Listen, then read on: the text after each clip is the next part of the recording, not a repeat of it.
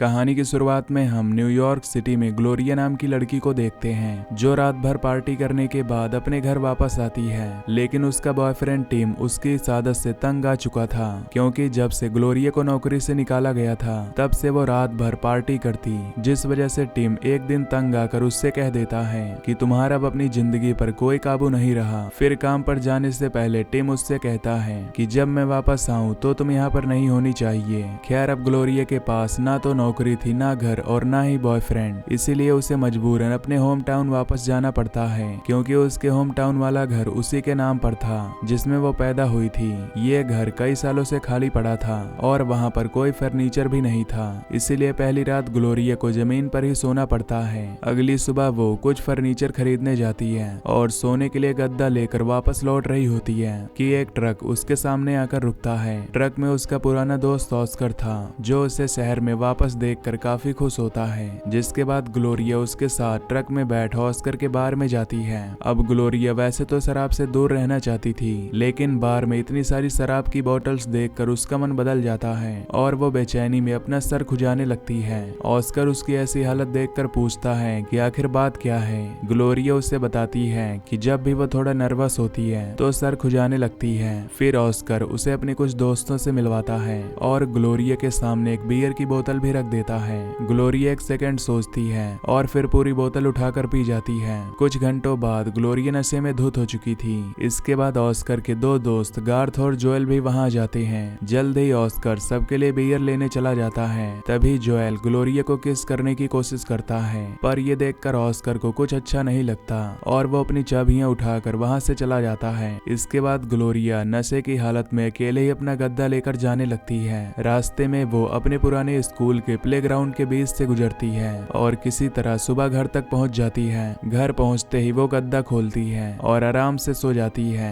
सोते ही उसे एक सपना आता है जहां अपने बचपन में वो एक जंगल में भटक रही थी और तभी अचानक से आसमान काला हो जाता है। अचानक से उसकी बहन के फोन से उसकी नींद खुल जाती है। उसकी बहन उसे बताती है कि कोरिया के सियोल शहर में रात को एक मॉन्स्टर यानी राक्षस ने हमला किया था। ग्लोरिया जल्दी से अपने लैपटॉप पर उस राक्षस की वीडियो देखती है जो कुछ पलों के लिए दिखाई दिया था और फिर गायब भी हो गया। जिसके बाद वो अपने बॉयफ्रेंड टिम को कॉल करती है, लेकिन टिम उसे बोलता है कि हमला तो 9 घंटे पहले हुआ था और तुम अब कॉल कर रही हो। ग्लोरिया टिम के सवालों को टालने की कोशिश करती है, लेकिन टिम समझ जाता है कि सारी रात पक्का ये नशे में धुत होगी। खैर रात में ग्लोरिया फिर से न्यूज देखते हुए बार में शराब पी रही होती है कि उसे दोबारा से मॉन्स्टर के हमले के सीन दिखाई देते हैं, जिसे इग्नोर करते हुए वो बार से बाहर निकल जाती है और स्कूल के प्लेग्राउंड के बेंच पर जाकर सो जाती है। अगली सुबह जब उसकी आंख खुलती है तो वो अब तक नशे में थी। फिर वो टिम को कॉल करती है, लेकिन वो पहचान जाता है कि वो नशे में है और फोन को काट देता है। इस बात से गुस्सा होकर ग्लोरिया अपना फोन जमीन पर पटक देती है और घर वापस आ जाती है, जहां ऑस्कर उसके लिए एक पुराना टीवी लाता है और दोनों मिलकर उसे खाली लिविंग रूम में रख देते हैं। फिर ऑस्कर उसे बताता है कि कल रात को वो राक्षस फिर से सियोल में आया था, लेकिन वो इस बार बस एक जगह पर खड़ा रहा और हाथों से अजीब इशारे कर रहा था। साथ ही ऑस्कर उसे बताता है कि वो राक्षस हर रात ठीक 8:05 पर आता है। जिसके बाद ऑस्कर इंटरनेट पर ग्लोरिया को राक्षस के पहले हमले की वीडियो दिखाता है, जो आज से लगभग 25 साल पहले हुआ था, यानी तब उसे एक बार ही देखा गया था और लोगों ने इसे भ्रम समझकर भुला दिया। टीवी सेट करते हुए ऑस्कर उससे पूछता है कि क्या उसे कल रात की कोई बात याद है, जिस पर ग्लोरिया जवाब देती है कि उसे कुछ भी याद नहीं है। असल में कल रात को ग्लोरिया ने ऑस्कर के सामने अपने सारे हालात बयान किए थे कि कैसे वो पैसों की तंगी से गुजर रही है और उसका हाल ही में ब्रेकअप भी हुआ है। ये सब जानने के बाद ऑस्कर उसे अपने बार में नौकरी का ऑफर देता है। नौकरी की बात सुनकर ग्लोरिया इतनी खुश होती है कि वो ऑस्कर को गले लगा लेती है। अब रात के समय जब ग्लोरिया बार में काम कर रही थी तो वो देखती है कि राक्षस इस तरह खड़ा था जैसे वो फोन पर किसी से बात कर रहा हो, जैसे ग्लोरिया भी कर रही थी। अब ग्लोरिया घर लौटकर राक्षस की और वीडियो ढूंढती है। सबसे पहली वीडियो में ऐसा लग रहा था जैसे वो कुछ चीज उठाकर ले जा रहा है, बिल्कुल वैसे ही जैसे ग्लोरिया गद्दा लेकर अपने घर जा रही थी। जिसके बाद ग्लोरिया अपनी जैकेट पहनती है और प्लेग्राउंड की ओर निकल जाती है, जहां सियोल शहर का नक्शा निकालकर उसे प्लेग्राउंड के एरिया से मिलाती है, लेकिन उसे कुछ पता नहीं चलता। इसके बाद कई रातें बीत जाती हैं, लेकिन राक्षस के हमले की कोई खबर नहीं आती।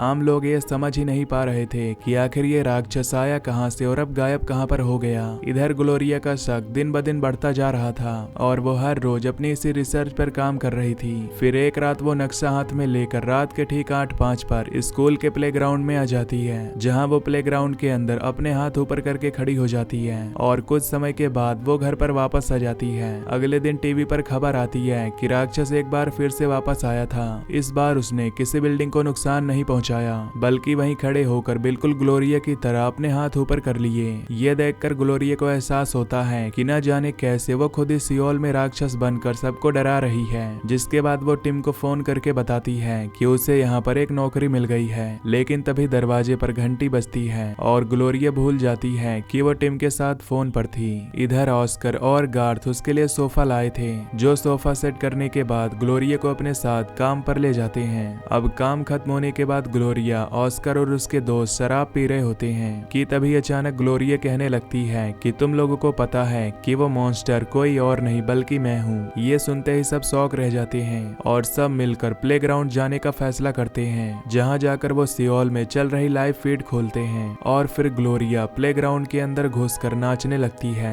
कुछ ही पलों में सियोल में एक बार फिर से राक्षस प्रकट होता है और वो भी ग्लोरिया की तरह नाच रहा था। कोरिया की सरकार राक्षस पर हेलीकॉप्टर से मिसाइल छोड़ देती है, इसीलिए जहाँ जहाँ मिसाइल लग रही थी ग्लोरिया को भी वहाँ पर दर्द महसूस हो रहा था। वो अब भी नशे में थी, इसीलिए वो गुस्से में हवा में मुक्के मारने लगती है। लेकिन दूसरी ओर सियोल में इस वजह से राक्षस के हाथों एक हेलीकॉप्टर तबाह हो जाता है। जब ग्लोरिया को पता चलता है कि उसकी वजह से हेलीकॉप्टर में बैठे इंसानों की जान चली गई है तो उसे बहुत पछतावा होता है और वो घबरा कर वहीं पर गिर जाती है। कुछ समय बाद जब उसकी आंखें खुलती हैं तो वो अपने घर में होती है और टीवी पर तबाही की आवाजें सुन रही होती है। तभी ऑस्कर कुछ खाने की चीजें लेकर घर आता है। तब ग्लोरिया घबराते हुए ऑस्कर से पूछती है कि उसने कल रात जमीन पर गिरकर कितने लोगों की जान ली है। उसे इतना बुरा लग रहा था कि उसने खुद को पुलिस के हवाले करने का फैसला कर लिया था। पर ऑस्कर बताता है कि कल रात जब ग्लोरिया नीचे गिरी थी तो उसे उठाने के लिए जैसे ही ऑस्कर प्लेग्राउंड में घुसा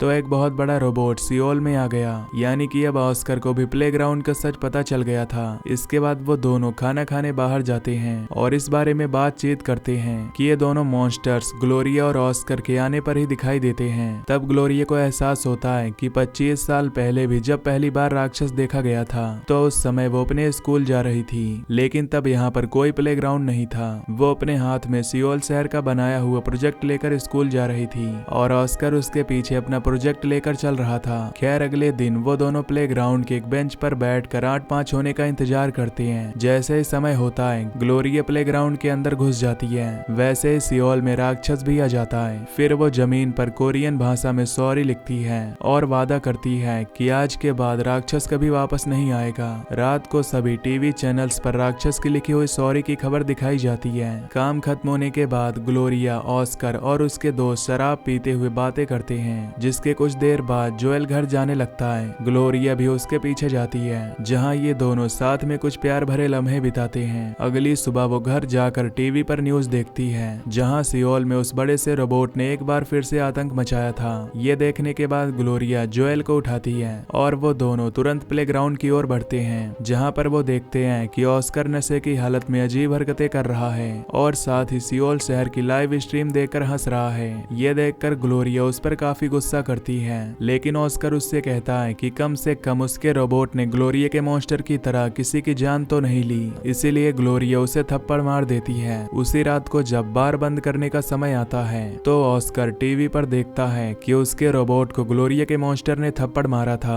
उसकी वीडियो देखकर सब लोग हंसने लगते हैं, जहां ऑस्कर को अभी ये भी शक हो गया था कि जोएल और ग्लोरिया के बीच कुछ तो चल रहा है। वहीं दूसरी ओर ग्लोरिया काफी दिनों से शराब नहीं पी रही थी, क्योंकि उसे डर था कि वो नशे में प्लेग्राउंड में ना पहुंच जाए। जबकि उधर ऑस्कर ग्लोरिया से पहले ही चिढ़ा हुआ था, इसलिए वो गुस्से में टेबल पर एक बियर रखता है और कहता है कि अगर ग्लोरिया ने बियर नहीं पी तो वो खुद प्लेग्राउंड में चला जाएगा और अपने रोबोट से सियोल शहर में भयंकर तबाही मचा देगा। इसीलिए ग्लोरिया बियर उठा तो लेती है, लेकिन वो उसे जमीन पर गिरा देती है, जिससे ऑस्कर गुस्से में आकर अपने ट्रक में बैठता है और प्लेग्राउंड की तरफ जाने लगता है। पर ग्लोरिया उसके सामने आकर उसे रोकने की कोशिश करती है, पर अब ऑस्कर को अपनी नई ताकत में मजा आने लगा था, इसीलिए वो सीधा प्लेग्राउंड में पहुंच जाता है। अंत में वो दोनों 8:05 पर प्लेग्राउंड में पहुंच जाते हैं, जहां ग्लोरिया मौका देखते ही ऑस्कर को मुक्का मार देती है। ग्लोरिया ऑस्कर से कहती कहती है कि अब वो बार में नौकरी नहीं करेगी, पर ऑस्कर उसे धक्का देकर कहता है कि उसे हर हाल में काम पर आना ही पड़ेगा, वरना वो इस प्लेग्राउंड में नाच नाच कर पूरे सियोल को तबाह करके रख देगा। आखिरकार ग्लोरिया घर लौट आती है और वो सोने की कोशिश कर रही होती है कि तभी अचानक से वो इस सोच में पड़ जाती है कि 25 साल पहले उस दिन आखिर वो क्या कर रही थी जिससे ऐसे हालात पैदा हो गए। तभी उसे याद आता है कि वो हाथ में अपना प्रोजेक्ट लेकर स्कूल जा रही थी और तभी अचानक तेज हवा के झोंके से उसका प्रोजेक्ट उड़ गया और उसके साथ जो छोटा लड़का मौजूद था वो झाड़ियां पार करके उस खाली मैदान में पहुंच गया। ये लड़का कोई और नहीं बल्कि ऑस्कर था। इससे पहले वो आगे याद कर पाती, अचानक से ग्लोरिया के दरवाजे की घंटी बजती है और वो देखती है कि बाहर जोएल खड़ा हुआ था जो अपने साथ ट्रक में फर्नीचर लाया था। वो उसे बताता है कि ये सब ऑस्कर ने उसके लिए भिजवाया है क्योंकि वो कल रात की हरकत के लिए बहुत शर्मिंदा है। ग्लोरिया को कुछ भी समझ नहीं आ रहा था, इसीलिए वो भागकर ऑस्कर के घर जाती है। जहाँ पहुंचकर वो देखती है कि ऑस्कर का घर एकदम गंदी हालत में है, जहाँ चारों ओर कूड़ा और बियर की बोतल्स बिखरी हुई थी। इसके बाद वो ऑस्कर के सामने जाती है तो उसकी आंखें भर आती हैं। ऑस्कर अपने किए के लिए उससे माफी मांगता है, जिसके बाद ऑस्कर उससे कहता है कि क्या वो फिर से ग्लोरिया का दोस्त बन सकता है। ग्लोरिया कहती है कि सिर्फ एक शर्त पर, अगर वो रात को शराब पीना बंद कर दे, जिस पर ऑस्कर मान जाता है। वहीं दूसरी ओर ग्लोरिया जब घर लौटती है तो वो देखती है कि जोएल ने पूरा घर साफ कर दिया था। तभी उसके फोन पर टिम का कॉल आता है। ग्लोरिया उससे बात करके टिम से मिलने के लिए होटल में जाती है, जहां टिम उसे बताता है कि वो काम के सिलसिले में इस शहर में आया है, पर ग्लोरिया समझ गई थी कि वो झूठ बोल रहा है और वो सिर्फ उसके चक्कर में यहाँ पर आया है क्योंकि उसे ग्लोरिया को किसी और के साथ देखकर जलन हो रही थी। जल्द ही उनकी बातें बहस में बदल जाती हैं और टिम उसे वेट्रेस कहकर उसकी बेइज्जती कर देता है। ग्लोरिया गुस्से में वहां से जाने लगती है, लेकिन टिम को अपनी हरकत पर पछतावा होता है, इसीलिए वो उसे बार तक ड्रॉप करने को कहता है। फिर बार में पहुंचने पर टिम की मुलाकात ऑस्कर से होती है और वो तीनों बियर पीने बैठ जाते हैं। ऑस्कर उससे पूछता है कि एक बार में सबसे गंदी हरकत क्या की जा सकती है। टिम उसकी बात का कोई जवाब नहीं देता, पर तभी ऑस्कर पीछे से एक बड़ा सा पटाखा निकाल कर लाता है और बार में ही जलाने की तैयारी करने लगता है। उसे देखकर सभी ग्राहक बौखला कर भागने लगते हैं। देखते ही देखते ऑस्कर पटाखा जला देता है, जिससे पूरा बार धुएं से भर जाता है और जल्द ही वहां पर आग भी लग जाती है। ये सब देखकर ग्लोरिया और टिम हैरान होते हैं। ऑस्कर कहता है कि इसके बावजूद भी ग्लोरिया उसके साथ बार में ही रुकी रहेगी, चाहे टिम कुछ भी कर ले। ये सुनकर टिम ग्लोरिया का हाथ पकड़कर उसे बाहर ले जाने लगता है, पर ग्लोरिया उसका हाथ झटक देती है। वो जानती थी कि अगर उसने ऑस्कर की बात नहीं मानी तो ऑस्कर फिर से प्लेग्राउंड में जाकर सियोल में आतंक मचाएगा। इधर टिम जाने से पहले गुस्से में कहता है कि वो कल दोपहर को इस शहर से चला जाएगा और तब तक वो सोच ले कि उसे वापस चलना है या फिर यहीं रहना है। रात को ग्लोरिया काम खत्म करने के बाद घर पहुंचती है, जहां ऑस्कर ड्रिंक करते हुए उसका इंतजार कर रहा था। ग्लोरिया उसे बाहर निकल जाने का कहती है, लेकिन वो नहीं मानता। ऑस्कर उसे कहता है कि वो नहीं चाहता कि ग्लोरिया शहर छोड़कर टिम के साथ जाए। अब ग्लोरिया को समझ नहीं आ रहा था कि वो ऑस्कर को किस तरह से रोके, इसीलिए वो परेशान होकर अपना सर खुजाने लगती है। पर तभी उसे 25 साल पुराना वो दिन याद आ जाता है जब ऑस्कर प्रोजेक्ट वापस लेने के लिए पेड़ पर चढ़ा था। तब ग्लोरिया भी उसके पीछे पीछे उस सुनसान इलाके में आ गई थी। ऑस्कर को ग्लोरिया का प्रोजेक्ट मिल गया था और उसने पेड़ से प्रोजेक्ट को उतार भी दिया था, लेकिन फिर उसे लग रहा था कि कोई उसे देख नहीं रहा है, इसीलिए उसने गुस्से में ग्लोरिया के प्रोजेक्ट को तहस नहस कर दिया। ग्लोरिया यह सब देख आग बबूला हो उठी और उसके गुस्से की वजह से उसके सर पर बिजली कड़की, जिसके बाद उसके माथे से खून बहने लगा। तभी ऑस्कर के ऊपर भी बिजली गिरी और वो दोनों वहीं पर बेहोश होकर गिर गए। उस समय ऑस्कर के हाथ में एक रोबोट का खिलौना था और ग्लोरिया के हाथ में एक राक्षस। ये खिलौने हूबहू सियोल में आतंक फैलाने वाले राक्षसों के जैसे थे। तब ग्लोरिया को एहसास हुआ कि ऑस्कर खुद से नफरत करता है। ऑस्कर वहीं शहर में पैदा हुआ, वहीं पर उसकी पूरी जिंदगी निकल गई। वो बचपन से ग्लोरिया से जलता था। ग्लोरिया ये सब उसके मुंह पर कह देती है और फिर टिम को फोन करती है, लेकिन तभी टीवी पर अलार्म बज जाता है कि 8:05 होने वाले हैं। ऑस्कर तुरंत बाहर भागने लगता है, पर ग्लोरिया उसी पल एक कुर्सी से उसके ऊपर हमला कर देती है, जिसके बाद ऑस्कर भी एक लकड़ी के टुकड़े से ग्लोरिया पर वार करता है। ग्लोरिया भी उसके ऊपर पूरी बुक सेल्फ गिरा देती है, लेकिन जैसे तैसे ऑस्कर भागकर खिड़की से कूद जाता है और फिर पुल से होता हुआ सड़क पर भाग जाता है। अब ग्लोरिया भी तेजी से उसके पीछे भागती है। प्लेग्राउंड पहुंचते ही दोनों में जबरदस्त लड़ाई शुरू हो जाती है, जिसमें ग्लोरिया जमीन पर गिर जाती है। इसके बाद ऑस्कर दरिंदे की तरह हंसता हंसता हुआ प्लेग्राउंड में इधर उधर चलने लगता है। और वहीं सियोल शहर में रोबोट राक्षस ने कई सारी जगह तबाह कर दी थी। आखिरकार ग्लोरिया घर लौट आती है। तभी उसकी नजर अपने दीवार पर लगे वर्ल्ड मैप पर जाती है, जो अब उल्टा हो गया था। ये देखते ही उसके दिमाग में एक आइडिया आता है। वो अपना सामान पैक करके एयरपोर्ट की तरफ निकल जाती है। जिसके कुछ देर बाद ऑस्कर देखता है कि ग्लोरिया घर पर नहीं है, जहां अब वो फिर से वहीं प्लेग्राउंड में बैठकर 8-5 बजने का इंतजार कर रहा होता है। जल्द ही ग्लोरिया अपनी मंजिल पर पहुंच जाती है और हमें पता चलता है कि वो असल में सियोल चली गई थी। कुछ ही पलों में अलार्म बजने लगता है, यानी कि जल्द ही राक्षस वहां आने वाला है। उधर प्लेग्राउंड में ऑस्कर इधर उधर चलकर सियोल में तबाही मचाना शुरू कर देता है। कुछ ही पलों में ऑस्कर को दूर से आवाजें सुनाई देने लगती हैं। इधर ग्लोरिया सियोल में थी, इसीलिए उसका राक्षस रूप प्लेग्राउंड में यहाँ पहुंचता है। उसे देखते ही ऑस्कर घबराकर भाग जाता है, लेकिन ग्लोरिया तुरंत आगे होकर ऑस्कर को पकड़ लेती है, जिसके सामने खड़ा वो रोबोट राक्षस अपने आप हवा में उड़ने लगता है, क्योंकि ग्लोरिया के राक्षस रूप ने ऑस्कर को पकड़ लिया था। ऑस्कर राक्षस से अपनी जान की भीख मांगता है, पर राक्षस उसे दूर फेंक देता है। वहीं सियोल में रोबोट राक्षस भी हजारों किलोमीटर दूर चला जाता है। ये देखकर सियोल के आम लोग खुशी से झूम उठते हैं। इसके बाद ग्लोरिया शांत होकर एक बार में जाती है और बारटेंडर से पूछती है कि क्या वो एक दिलचस्प कहानी सुनना चाहेगी, जिसके साथ ये कहानी यहीं पर खत्म हो जाती है। तो दोस्तों, अगर आपको ये एक्सप्लेनेशन पसंद आई हो तो वीडियो को लाइक और चैनल को सब्सक्राइब जरूर कर लेना। Till then take care, love you, bye bye.